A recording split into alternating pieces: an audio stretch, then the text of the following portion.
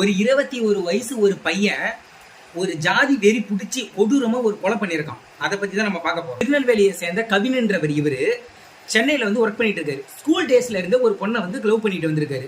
அந்த பொண்ணு எம்பிசி, பையன் எஸ்சி. இது அவங்க வீட்டுக்கு தெரிஞ்சிருக்கு. யாரோட வீடு? பொண்ணு வீட்டுக்கு தெரிஞ்சிருக்கு. பொண்ணோட அப்பா அம்மா யாருன்னு கேட்டீங்கன்னா தான் ஷாக் ஆகிற மாதிரி இருக்கு.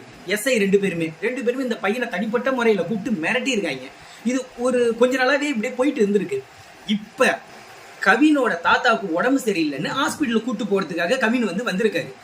வந்தவரை இந்த பையன் எங்க இருந்து பார்த்தான்னு தெரியல. ஹாஸ்பிட்டல்ல இருந்து என்னமோ சொல்லி அவனை தனியா கூட்டுக்கிட்டு போயிட்டு கண்ணுல மிளகாத்தூளை கொட்டி அருவாளால வெட்டி கொண்டு இருக்கான் இந்த ஜாதி வெறி பிடிச்ச இந்த நாய்.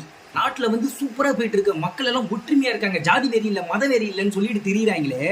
இதுக்கு பேரு என்ன? இந்த மாதிரி விதைக்கிறதுக்கு பேரு என்ன? அவன் இதை எந்த தைரியத்துல பண்ணிருப்பான்னு நீங்க நினைக்கிறீங்க? என்னை பொறுத்த வரைக்கும் அப்பா போலீஸா இருக்காரு, அம்மாவும் போலீஸா இருக்காங்க. ஏதோ நம்ம பண்ணிவிடும், நம்மள ஈஸியா வெளில எடுத்துரும். அப்படி நடக்கவே கூடாது. அவங்க அப்பா அம்மாவுக்கு சேர்ந்து இதுல நல்ல ஒரு தண்டனை கிடைச்சா நல்லா இருக்கும்.